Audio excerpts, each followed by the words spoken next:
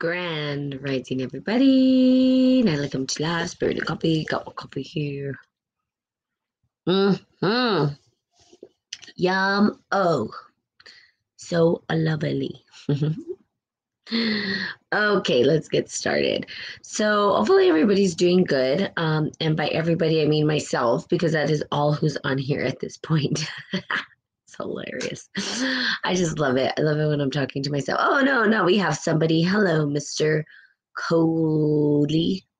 Coley. How are you? Um, so let's get started. Lots of crazy stuff happening, right? We are completely in a flip reverse,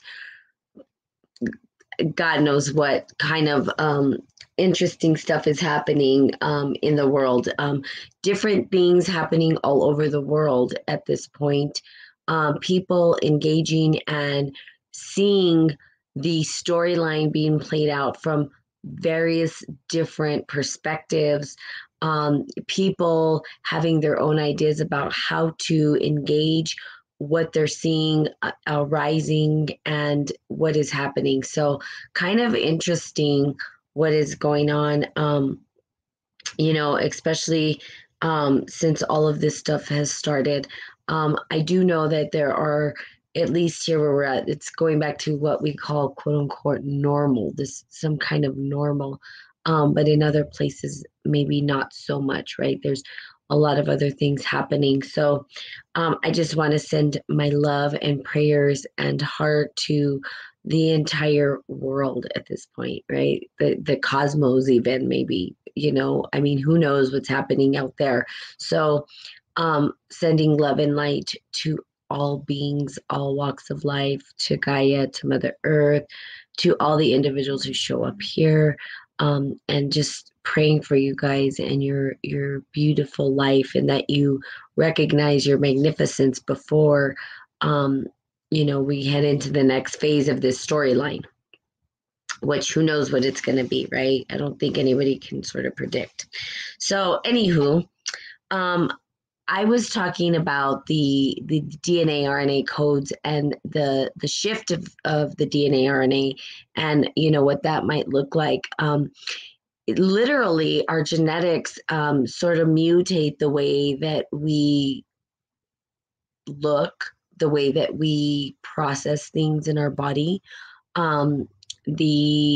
If we're going to have a disease or not a disease and all that kind of stuff. So our DNA is super important, right? Genetics and understanding genetics. Now, there are things that change our genetics, and hormones is one of them. So hormones has the ability to do that. And by they, I mean these big manufacturing companies have sort of put into the food supply antibiotics, and they've put all of these other kind of feeds that manipulate the DNA structure, the genetics, right, and causes the hormones. They put hormones in some of these animal products and in food and whatever it is, right? They're spraying stuff, pesticides and herbicides and whatever sides, and they spray all this stuff. We don't know what's in it. It's chemicals, right? But we're ingesting it. And it may not be an overnight mutation, but it does happen eventually, and it could lead to disease, right? Obstruction in the body, into disease. So really understanding your body, I think, and paying attention to your body is critical. And that means really checking in with yourself. Checking in with yourself and asking yourself, how do I feel? How do I feel after I eat a certain food? Or how do I feel after I engage in a certain energy even? It doesn't even have to just be food. It could be the energy that you're engaging in. How do you feel? Checking in with yourself. So, for instance, you could go and have this meal, and then 2 hours later, you're lethargic and you can't move and you have no motivation. The food that you're ingesting is telling you something. It's speaking to you. The same thing with individuals that are a part of your life, right? So you could be hanging out with somebody And you know how it is. You have those friends that you hang out with and like you feel so super energized after you're done. You're like, wow, I want to do that again. I feel motivated and inspired. And then you have those friends that perhaps you hang around are the people you hang around. And after you feel like totally exhausted and tired and like, I can't even handle this, right? So understanding that, right? That there's a feeling or sensation that comes after that. And I'm speaking to this because I literally have been engaging in some pretty very deep energetic stuff, right?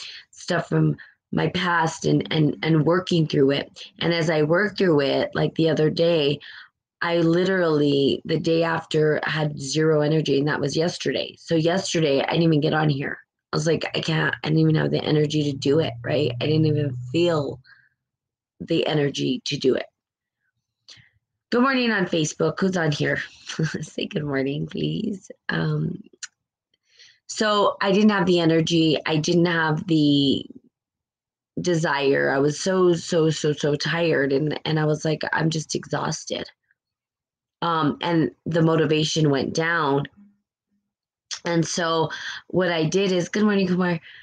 What I did is I contacted a friend and said, you know, I need some coaching. I need some help. There's this thing. And what we came to the discovery is that I was paralyzed, just totally paralyzed. And that makes sense. That makes sense that I was paralyzed. Like I just had no desire to do anything at all. I wanted to, like the internal voice. So if you ever get to that space where you're like, I know I want to do something, but you're just stuck. There's like stuck. You don't know how to move forward. There's nothing happening. It's sort of that space of like that like gray area kind of, or the area where there's like that void or the like there's nothing happening, right? You're not moving. Your brain can't even move. Your body's not moving, and you're just kind of sort of staring off into space and nothing's happening. But then at the other end of it, right? Because we were like, well, what's at the end of it? Well, the other end of it was not anything that felt exciting. Like there was no motivation after it. Good morning, Samuel. That state of paralyzation when we get paralyzed and we can't move forward, right? Move your body. That's one practice you could do is start to move your body. I don't know, jump around, stretch, you know, to go out for a walk, whatever, just to get the energy moving. And once we start to get that energy moving, right, we maybe the thoughts start to come in. And as the thoughts start to come in, we start to get excited or motivated into the things that we want to do. So getting ourselves up, moving and around. And so trying to figure out how to do that, right? Because when we go through, so here's the deal. If you're working as a spiritual alchemist, if you're committed to the work, if you're doing God's work, okay, I'll just say it that way. If you're doing God's work, universal work, the cosmic work, whatever it is, right, to help people to remember who they are, it's heavy, it's dense, and sometimes it feels like it's too much, right? Good morning, PPG. Good morning, Mark. And it feels like we start to condense ourselves, right? And we start to feel all this pressure, like we have to hold the weight of the world on our shoulders. We're not Atlantis or Atlas. What's his name? Atlantis. Atlas. Good morning, Roberto. We're not Atlas.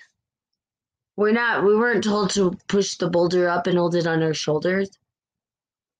Let it go. By the way, I'm talking to myself. Natalie, let it go. Bow out. And I love that. So I was talking to my friend, right? And we bow to our demons, right?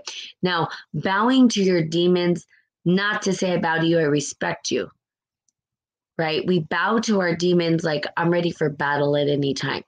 And we do this because we can battle those demons inside of us if you give it a proper bow. Now, I liked it because that is something that someone said in Kung Fu. We were doing a form with the fan, and the fan form was to kill off the demons that were coming at you, right? To hit them with the fan, slice them in half, battle them.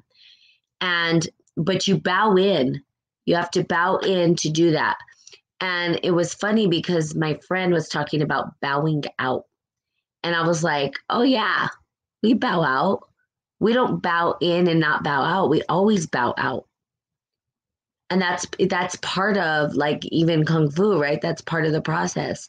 When we bow in, we become something else. When we bow out, we return back to our state, our same state. So if you're battling demons, you can bow out too. When you bow in to go in and, you know, go to battle with them, right? And start to recognize. And again, I can put it in the context of like the shadow work. When you're stepping into the shadow work, you're bowing into that shadow. Good morning, Grace. The shadow has so much juicy stuff to offer us. It is where we become a diamond. It's under that pressure and that fire that we actually grow and become something different. We transmute the energy, we change the energy. We go through a process almost like a butterfly, right? We go into the cocoon where we don't even know what's in that shadow. We don't know what's going to happen to our body when we're starting to put ourselves in that cocoon. Things start to shift and change.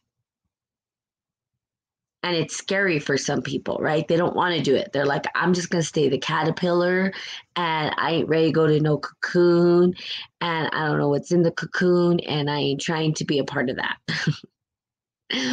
But if you allow yourself to get into the cocoon and allow yourself to go through it and fight those demons, right? We're battling, we're looking at them, we're saying, I bow to you, let's go. They come and they will. Not to be afraid, but to learn. What is it that it's teaching me is the question. Good morning, nobody. What is it that it's teaching me when I open up that shadow? And what am I learning from it? And am I letting it go and bowing out? We bow out every time. It's kind of funny. So I'll just give you a story in Kung Fu, right? I bow in and I'm doing Tiger Claw. Okay, so we do Tiger Claw. And I'm like, all right, I'm the tiger. So you've got to embody what a tiger would be, right? You're playing the role of the tiger. And so when you embody that, you come up and you're like, rah, I'm the tiger, and you're sparring like a tiger, okay? Or you're doing the form, right? You're showing the form. There's different techniques in the form, and you do the form. But after you're done, you bow out and you return. See, I thought it was good that I'm bowing in and I'm doing this thing, but then I forgot that I could bow out too. So you can bow out. There's always a way to bow out. You don't have to fight your demons forever. You can bow out and say, okay, I've had enough for today. And I'm going to cleanse this and I'm going to let it go. And maybe tomorrow I'm going to try again. We bow in and we stay in, and then we go crazy because it's too much. There's too much. The shadow provides too much for us to process. We can't process it all at once. If you looked at, good morning, Swan 52, if you understood the unconscious mind, the unconscious could be the collective darkness where everything and nothing exists. It's the everything and the nothing. It's too vast for us to process in our conscious waking state of mind. It's just too much. It's overload. That's why people go crazy. If you go to the unconscious mind and you don't allow yourself to bow out of it and say, okay, I need to get out of this shadow work and bring myself back to consciousness, you literally could go crazy. It's too much. Our mind, body cannot process everything that's in the unconscious mind. In fact, we'll never even understand all of what's in the unconscious. We just won't. The conscious mind is too tiny to understand it all. It's too rational. It wants to put everything into order where there is no order in the unconscious mind. What is the order? We don't have one. The order is chaos. The order is unconscious. It doesn't know. It's just there. And our conscious mind, this tiny little dot of consciousness that we occupy in this tiny little body, cannot process all that is available. That is shadow work. We cannot process all of the shadow. When you look at it, there's more shadow than light, right? There's more dark space than there is light space. It's pretty crazy when you look at it. Look to the skies. There's more dark that occupies the space than there is light. And is there something in that darkness? Sure. But there's not enough light to see what's in there because we can't see it all. We can't even see all of what's in the ocean. We cannot process all that's in our unconscious mind. Now, not subconscious mind, unconscious mind, okay? There's a distinction and a difference that I personally don't 100% understand, which is something that I am going to be digging into. Because I used to say subconscious mind, and that's not the right word. It's unconscious mind. Okay, there's a distinction there. Unconscious mind is unconscious, and it's where the shadow exists. And it's the work that we do because we sort of go to the unconscious mind, which is this black hole, and we pull something out of it like a rabbit, right? Like a rabbit out of the hat. We're like, oh, hi. But maybe we go in to get the rabbit and we pull out something else and we're like, whoa, I didn't expect that shit to come out. And then we're like trying to deal with all this stuff or trauma or whatever's in the unconscious mind, repressed stuff that we leave there, whatever it is, stays there. And then all of a sudden it comes out. We don't know how to process it in our conscious mind. So if you see it, the way that I like to depict this from a drawing perspective or a diagram would be if you took a big circle, right? A huge big circle. Okay. And we said this doesn't really represent the unconscious, but we're going to say it represents the unconscious mind, right? This big, ginormous circle. And in that circle, there's a dot, a tiny, eensy weensy dot. That eensy weensy dot is consciousness. Think about it like an eyeball. It's almost like an eye, right? It's really crazy because consciousness comes from, some of it is from being able to view it, to see it, right? So if we saw the eyeball, right, we have this big eye and then we have a dot right in the center. We would say, oh, that's consciousness. Everything else is unconscious. So we're that tiny little speck of consciousness. Eensy teensy weensy in the grand scheme of things. So tiny. No way we could process all of what's available. Not possible. Not in any life. You could do 1,000,000 lifetimes and still not be able to process it all. It's just not possible. So when people say they know everything, no, they don't. No, you don't. Like eensy compared to what's available. Almost nothing. Actually nothing. Which is crazy, right? When we think about it. Crazy, right? So true. Back suit. Okay. Thanks. So I'm 52. So again, the vastness of the consciousness, right? It's huge. It's vast. And the unconscious, it's huge, it's vast, and we'll never understand it. Consciousness, we use our consciousness to process the unconscious stuff that shows up in our mind. So something happens, maybe you have a dream, or maybe a repressed trauma starts to surface, or maybe we're starting to shed awareness on the historical or patterns or whatever it is, right? And when we start to look at those things, we start to see and recognize that, holy Jesus, this tiny little one thing I could process probably for the rest of my life and never truly maybe even heal from it. I mean, you may heal from it and you could start the process of healing, but you could spend your whole life healing one particular piece of your life, just one. It's kind of crazy, right? I am working with the dream right now. One dream. And I can't even describe how vast and huge it is. You could work with one archetypal figure and how huge and vast it is.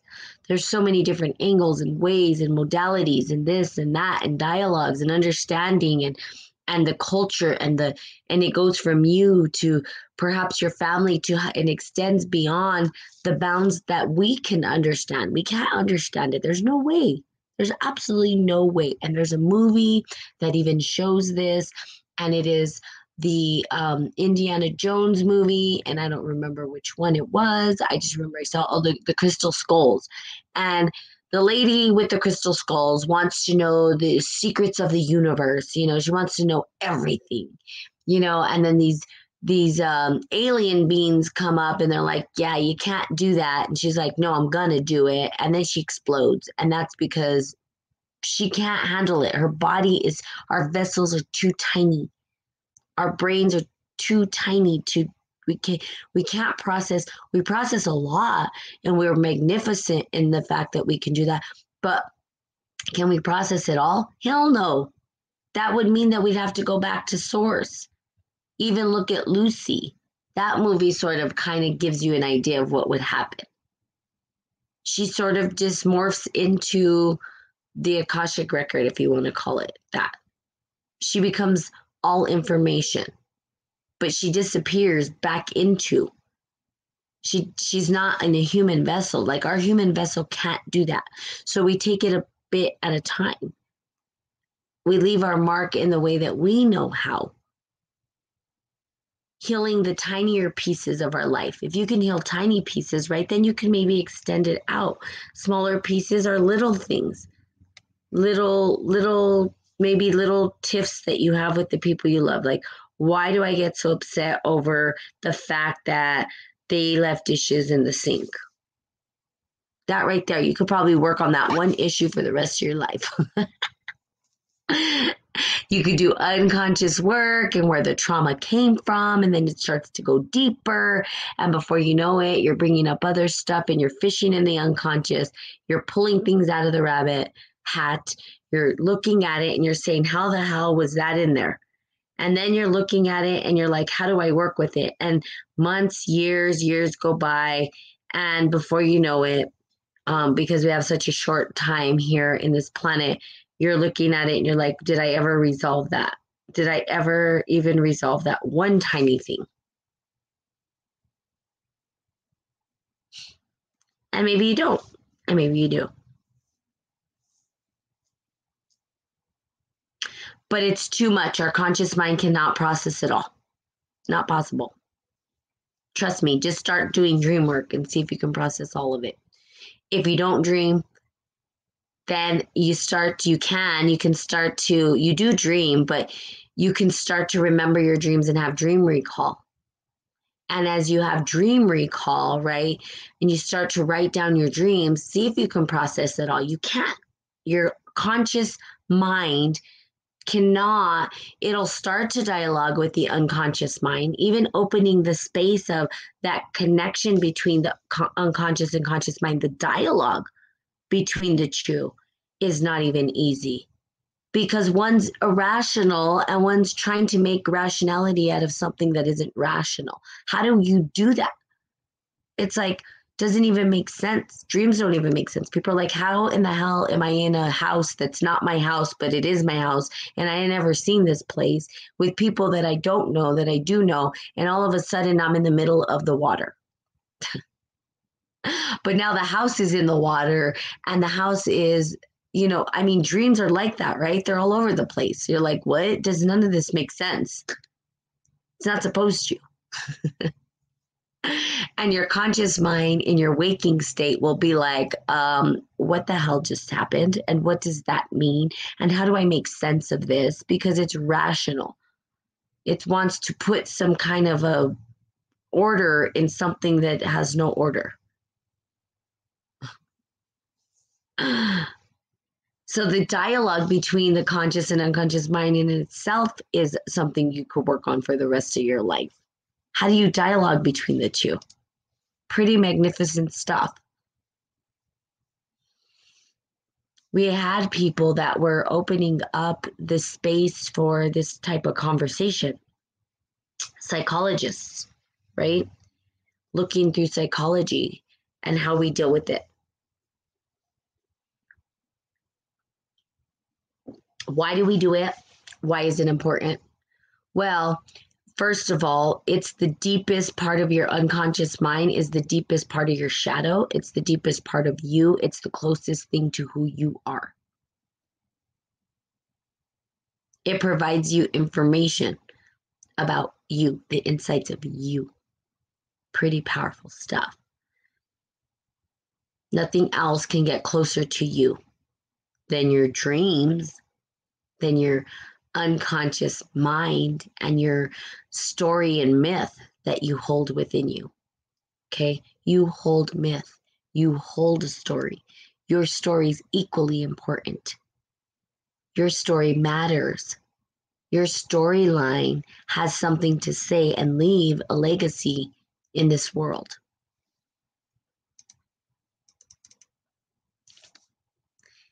Okay. So there you have it. I hope this was helpful. And I will, of course, be on here tomorrow. Of course, I was on here a little later than normal. But I love you guys so much. Have the most amazing Wednesday. And of course, I will see you guys tomorrow. Love you. Bye-bye.